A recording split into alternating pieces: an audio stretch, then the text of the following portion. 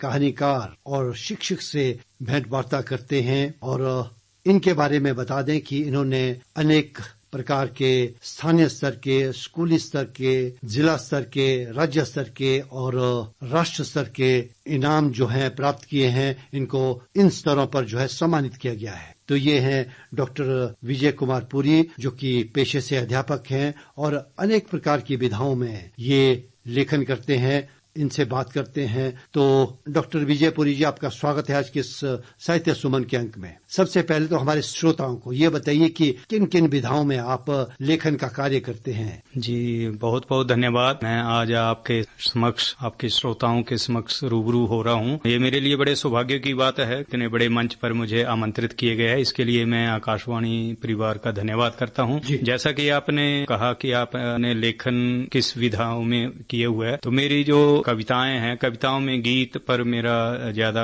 कार्य रहा है, लेकिन साथ ही साथ उसमें जो हमारी एक तो छंद मुक्त कविताएं हैं पर भी मैंने अपनी लेखनी चलाई है। तो बहुत सारी संस्थाओं ने इस संदर्भ में मुझे सम्मानित भी किया है। कहानियों की अगर बात करूं तो एक कहानी संग्रह का संपादन किया था, जिसमें हिमाचल प्रदेश के 18 कहानीकार को इस संग्रह में लिया था, खुशबू खिलते फूलों की। राज्य स्तर पर भी काव्य संग्रह का संपादन किया है डॉक्टर फूल जी के साथ। इसके अलावा राष्ट्रीय स्तर पर संपादन किया है कविताओं का, जिसमें 100 से अधिक कवियों को, चाहे वो देश के हैं या प्रदेश के हैं, उनका संपादन किया है। तो ये कुछ उपलब्धियां रही हैं। इस तरीके के मेरे जैसे संवेदना की वीथियों में एक संग्रह रहा है। अनंत आकांक्षाओं का आकाश एक और संपादित संग्रह है। आजादी की शौर्य गाथा, जिसमें वीर रस के ये जो 75वीं वर्षगांठ मनाई गई थी, उस संदर्भ में ये काव्य संग्रह संपादित किया था। इसके साथ अनुभूतियों का आकाश भी हमने संपादित किए हैं, जिसमें पूरे उत्तर भारत के ही नहीं, दक्षिण से भी कुछ कवि उसमें सम्मिलित रहे हैं। तो एक शिक्षक होने के नाते आप जो है एक शिक्षक भी हैं। जी जी। तो बच्चों के साथ समन्वय बनाना है, बच्चों को भी पढ़ाना है, उनको भी तालीम देनी है, शिक्षा देनी है, उसके साथ साथ जो है लेखन कार्य करना है, घर के जो आपके जो कार्य हैं उनको भी सुचारू रूप से करना है, उसके लिए समय मिल पाता है। शिक्षक के लिए बच्चे एक फीड हैं।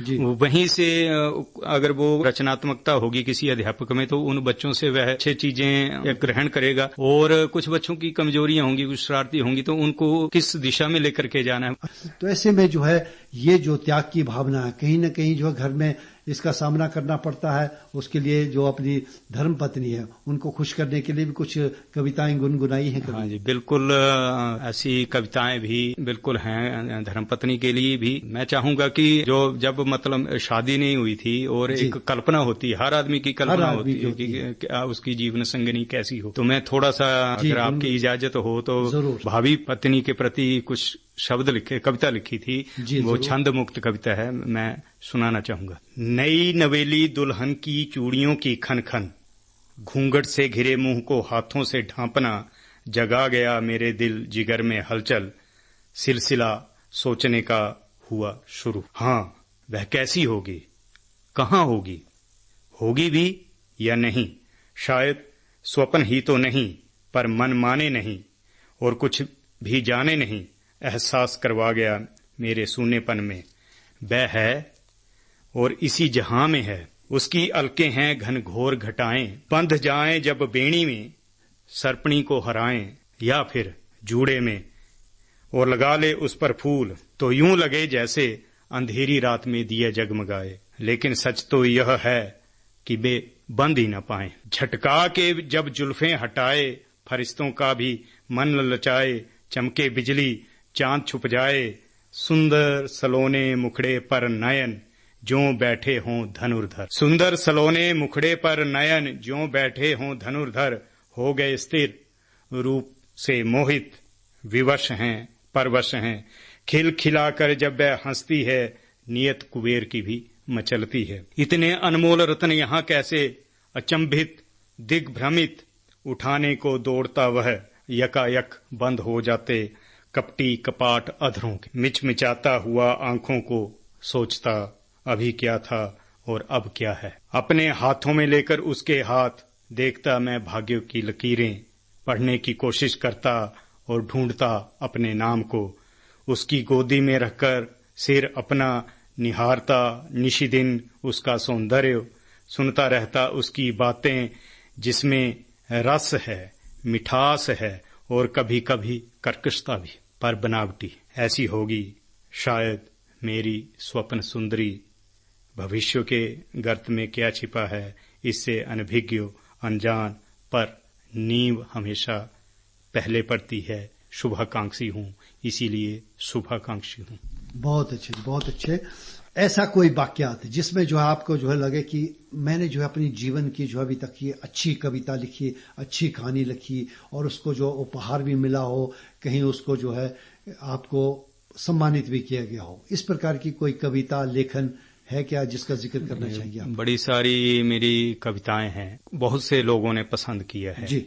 एक कविता ऐसी है कि उसको बड़ा सराहा गया था। अगर आपकी इजाजत हो तो मैं जरूर उसको आपके साथ साझा करना चाहूंगा। कविता का शीर्षक है क्या सोचे है कन्या भ्रूण। स्वप्न सुनहले सजते लेकिन रात बड़ी अंधियारी है। स्वप्न सुनहले सजते लेकिन रात बड़ी अंधियारी है।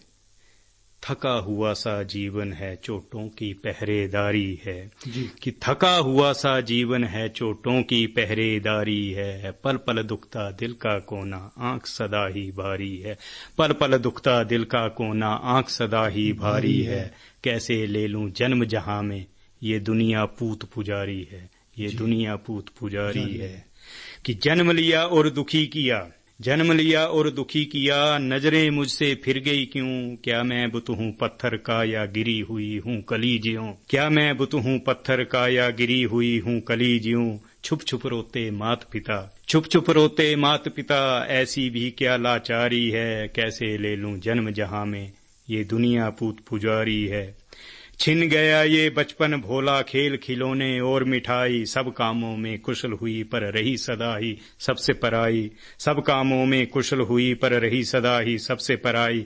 मन चाहे मैं जीऊं उस तरह जो सम्मान की अधिकारी है। कैसे ले लूं जन्म जहां में ये दुनिया पूत पुजारी है कि जागे जज्बे प्यार के और मदमस्त जवानी आई है। छाने लगा आंखों में नशा चूड़े की छन छन भाई है। ढूंढती नजरें उस प्रियतम को जिसमें वफादारी है। कैसे ले लूं जन्म जहां में ये दुनिया पूत पुजारी है। ये दुनिया पूत पुजारी है। चली गई ससुराल में देखा ज्यों कोई गहरी खाई है। ताने तिश्ने चीरे मन को दहेज में क्या क्या लाई है। ताने तिश्ने चीरे मन को दहेज में क्या क्या लाई हो। आग में जलती बहुएं ही क्यों, कि आग में जलती बहुएं ही क्यों। कैसी नातेदारी है। कैसे ले लूं जन्म जहां में ये दुनिया पूत पुजारी है। ये दुनिया पूत पुजारी है। छन से टूटे अरमा सारे सपने चकनाचूर हुए। छन से टूटे अरमा सारे सपने चकनाचूर हुए। जैसा चाहा मिल ना पाया क्यों दुनिया से दूर हुए।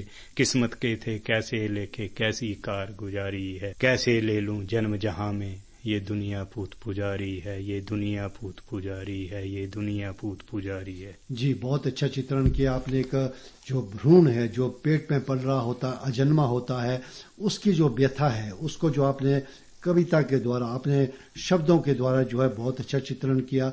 जो बच्चों को जो है आपने ढालना है कि छोटी सी बात है, कूड़ा जो है कैसे जो उसका निष्पादन करना है, कूड़े को कहाँ से रखना है, कैसे रखना है। छोटी छोटी बातें होती हैं समाज में जो है, कुर्तियां हैं उनके बारे में जो अनभिज्ञ होते हैं तो उनके बारे में जो है सुनाना होता है। तो कैसे बिल्कुल ये छोटी छोटी घटनाएं हैं, लेकिन उनके जो नन्हे दिमाग में ये चीजें अगर आप अभी डाल देंगे कि कूड़ा उस कूड़ेदान में डालना है या नाखून साफ करने हैं या हाथ धोगे, तो वो जो एक रोज रोज बोलने से, उनका अभ्यास होने से उनकी एक आदत बन जाती है। खैर, एक कविता, एक गीत हमारा जो पर्यावरण के लिए वो भी बड़ा प्रसिद्ध हुआ था, तो वो भी मैं आपको आपके इस कार्यक्रम के माध्यम से मैं पूरे श्रोताओं को सुनाना चाहूंगा। और इसका शीर्षक है प्यारी अपनी धरती है। कि प्यारी अपनी धरती है और प्यारा अपना देश है। प्यारी अपनी धरती है और प्यारा अपना देश है। हरे भरे पेड़ों से सजता सुंदर ये परिवेश है। हरे भरे पेड़ों में सजता सुंदर ये परिवेश है। कुछ लोग यहाँ पर ऐसे हैं, कुछ लोग यहाँ पर ऐसे हैं जो धरती को गंदा करते हैं। उनकी करनी धरनी से भई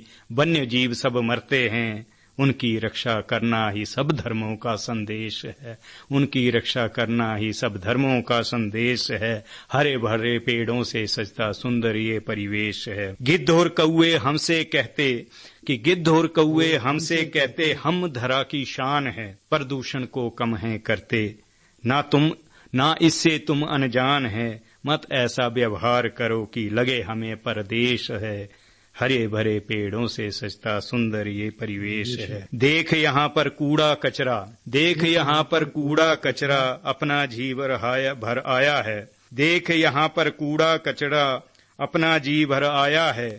बहुत कोशिशें कर ली लेकिन सब कुछ ना हो पाया है, बहुत कोशिशें कर ली लेकिन सब कुछ ना हो पाया है। कुछ तो अच्छा करना सीखो, नवयुग में प्रवेश है। प्यारी अपनी धरती है और प्यारा अपना देश है। कि सब झूम झूम कर गाएंगे, सब झूम झूम कर गाएंगे, हम पर्यावरण बचाएंगे। धरती के श्रृंगार के लिए पेड़ और पौधे लगाएंगे, धरती के श्रृंगार के लिए पेड़ और पौधे लगाएंगे। जन जन में अब जाग उठा ये नया नया उन्मेष है। हरे भरे पेड़ों से सजता सुंदर ये परिवेश है, हरे भरे पेड़ों से सजता सुंदर ये परिवेश है। कि वृक्ष धरा के भूषण हैं और उनसे जीवन मिलता है, कि वृक्ष धरा का भूषण है और उनसे जीवन मिलता है। निर्मल सुंदर स्वच्छ धरा में सबका ही मन खिलता है, निर्मल सुंदर स्वच्छ धरा में सबका ही मन खिलता है। रंग रंगीले फूलों ने अब बदला धरा का वेश है, रंग रंगीले फूलों से अब बदला धरा ने वेश है। हरे भरे पेड़ों से सजता सुंदर ये परिवेश है, सुंदर ये परिवेश है। जी बहुत अच्छे, आपने बहुत अच्छा पर्यावरण के संबंध में लिखा है। जी एक कवि को जो है अपनी खुला भी मन रखना चाहिए कि क्या कुछ लिखना है, किस प्रकार लिखना है, किस प्रकार उसको छंदों में बांधना, अगर कविताएं लिखनी है, कहानी देनी है तो कहानी में स्वरूप क्या होना चाहिए, इन तमाम बातों पर जो है गौर करना आवश्यक है। डॉक्टर विजयपुरी जी, आपने हम संग जो है बहुत अच्छी बातें साझा की कि कैसे आपने लेखन कार्य किया, क्या कुछ जो है विधाएं होती हैं, किन किन विधाओं में आपने लिखा, क्या कुछ लिखते हैं, क्या कुछ आपको प्रेरणा मिली है। हमारे श्रोताओं संग जो है अपनी जो विचार साझा किए, आपका बहुत बहुत धन्यवाद। बहुत बहुत धन्यवाद। श्रोताओं, अभी आप सुन रहे थे कार्यक्रम साहित्य सुमन। आज के इस कार्यक्रम में आपने सुना डॉक्टर राजेंद्र डोगरा और डॉक्टर विजय कुमार पुरी से की गई विशेष भेंट वार्ता। भेंट करता थे कार्यक्रम प्रमुख गिरेंद्र सिंह ठाकुर और इस कार्यक्रम के प्रस्तुतकर्ता हैं गिरेंद्र सिंह ठाकुर।